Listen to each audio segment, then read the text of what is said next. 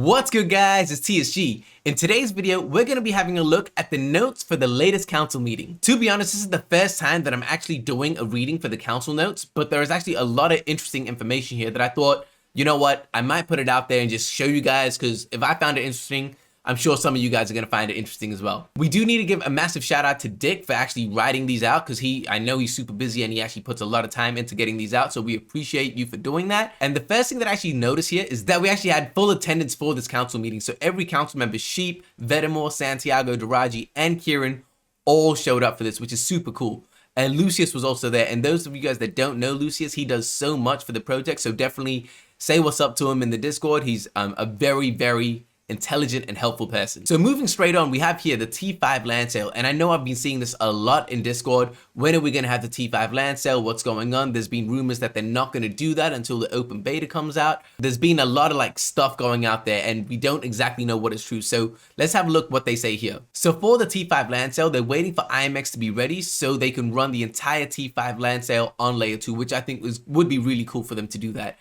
If that's not within a reasonable time frame, they can decide that they can't wait due to IZ Alpha coming out. They can always run the sale just like the previous sale. So sell on layer 1 and mint on layer 2, but preferably they'd want to wait for IMX. So the information that I get from that is actually that there's a possibility that they want to do the T5 sale before IZ Alpha is actually out. And as far as we know, based on my latest video on the IZ Alpha, it looks like we might even be getting that next month in September. So with that being out there, we might be looking at getting a T5 land sale in the next month or so. I personally can't see that happening just based on it. They need to market it. I'm sure they have this whole marketing scheme and they wouldn't want to leave it for like 1 or 2 weeks, or maybe they do, I'm not sure. But so I don't know if they're going to get it at the point of IZ Alpha release or if they're going to have IZ Alpha and then the land sale.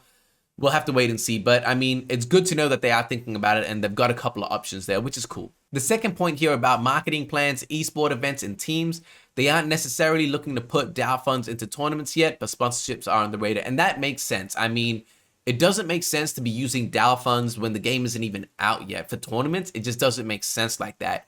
Sponsorships, that would be cool. I think getting our name out there in these positions, I don't know if they mean that we are going to sponsor or we're going to get things to sponsor us in some capacity. I'm not sure.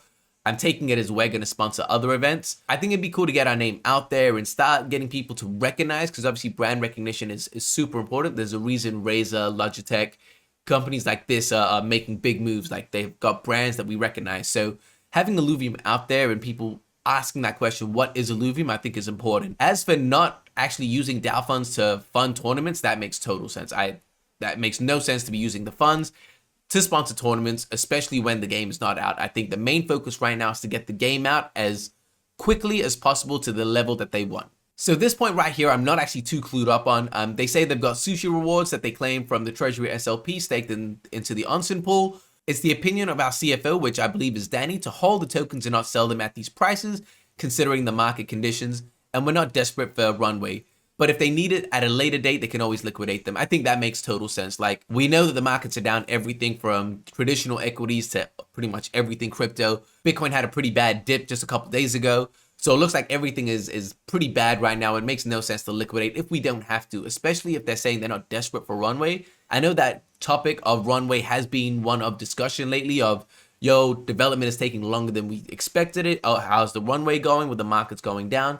These are conversations that I know are being had. So it does sound positive that they are saying that they're not desperate for runway, but they do have these tokens that they can liquidate if absolutely needed. The next point is something that I'm actually super excited for, Governance V2. So Rich is actually going to be taking ownership of Governance V2, which I'm so glad about. I know he's got really big plans and he's really dedicated to improving the governance side of things. So I'm really excited to see what he does there.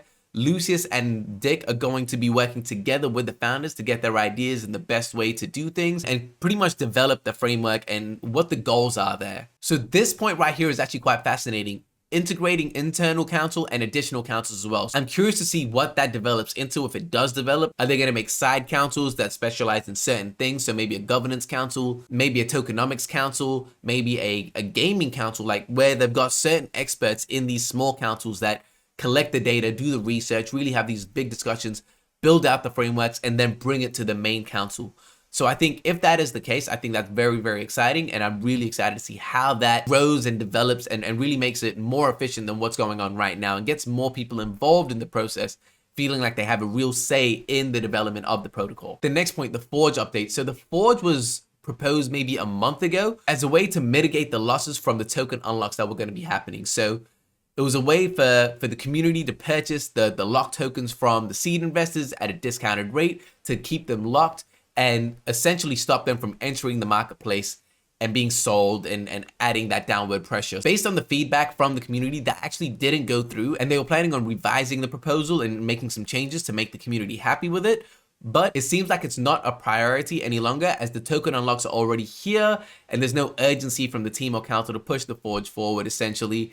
And the team and council don't want to have a capital raise in this market either. Again, it makes sense. Everything is low. Trying to raise capital with the tokens at these prices, it seems like it's a shame, especially when at one point they were going for 1,600, 1,700. I believe that it's their intention to wait till the market kind of goes back up in a slightly more positive trend for them to even consider trying to do a capital raise. And the final point from the meeting was the pieced out launch versus the full launch. So the admins and the founders have met and essentially agreed that they would like to see us releasing products as they are ready rather than waiting for other products. The council agrees with the admins and founders' sentiment. So this is interesting, right? Because my take on this is that it seems like development is taking a bit longer than expected.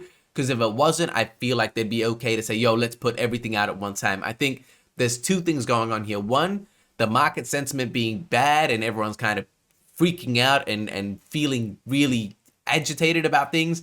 They want to see some results. And I feel like the best way to do that is by giving them bits and pieces as they're done. So the pieced out launch essentially. And the second thing is development is taking longer because if they could say, yo, look, I think that it's going to be done at this point. Everything is going to be done at this point.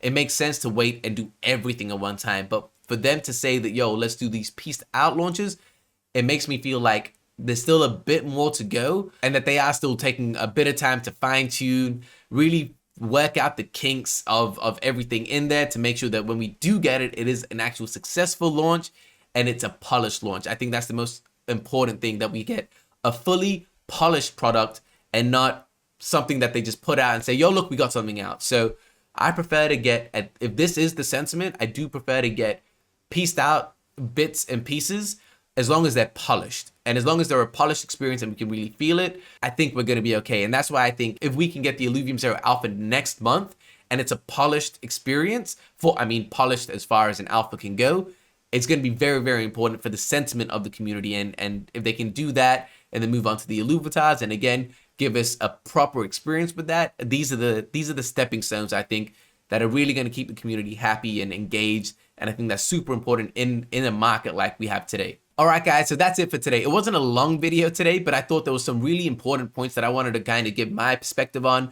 and just share with you guys as well. So let me know what you guys think. Do you agree with me? Do you disagree? What was the biggest point in the council notes that really got you interested? Let me know in the comments down below. If you like this type of content, as always, guys, like, subscribe, hit the notification button, and I'll catch you guys later.